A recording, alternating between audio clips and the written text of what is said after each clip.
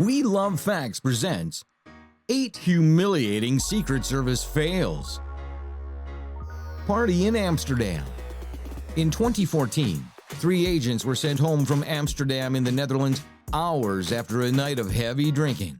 The agents were scoping out the area before Obama was to arrive at an international summit to discuss nuclear weapons security.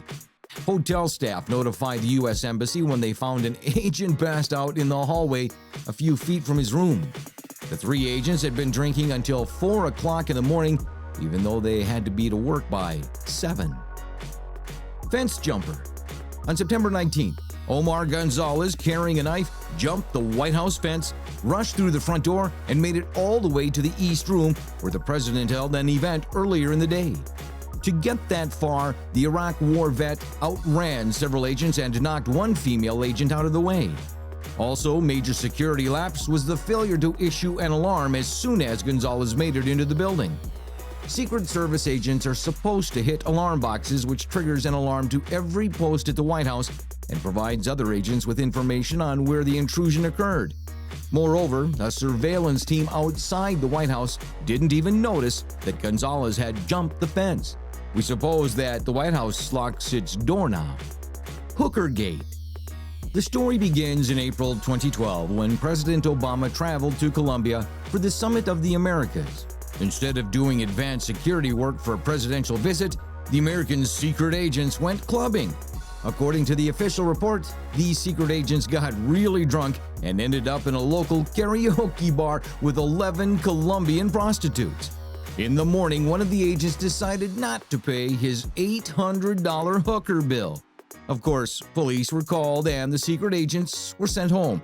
This scandal has overshadowed the U.S. diplomatic mission in Latin America, as diplomats have been gossiping all about hookers rather than focusing on goals in the region.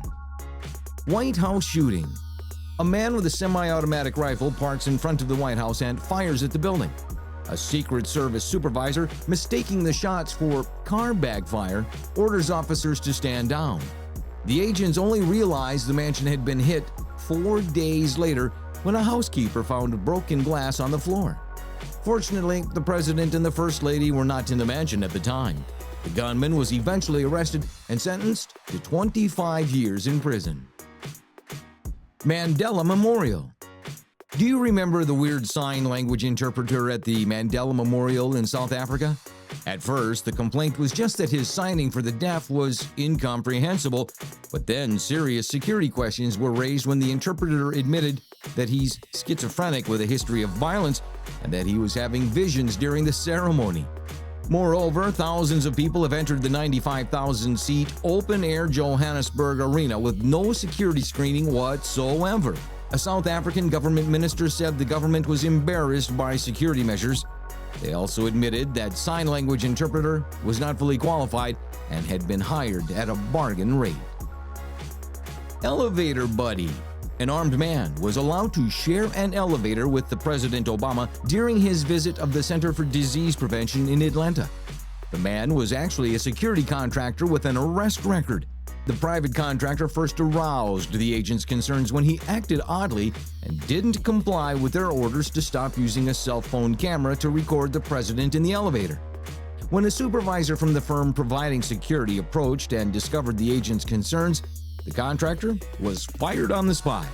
Then the contractor agreed to turn over his gun, surprising agents who hadn't realized that he was armed during his encounter with the president. Strip club inspection.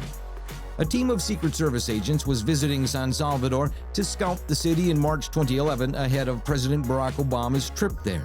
While there, the agents allegedly got plastered at a strip club.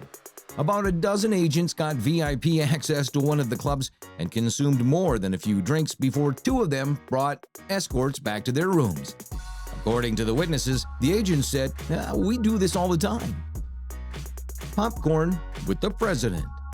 One evening in the 1940s, Franklin D. Roosevelt's eldest son Jimmy was at the White House on leave from Second World War duty. The story goes that after dinner, he and his parents decided to watch a movie. When the credits rolled and the lights flicked on, a neatly dressed stranger was in the room standing next to the President of the United States. He asked for the president's autograph, and the embarrassed secret agents escorted him out of the building. Thanks for watching, and if you like it, don't forget to hit a subscribe button for more. Stay tuned for a new amazing video coming soon.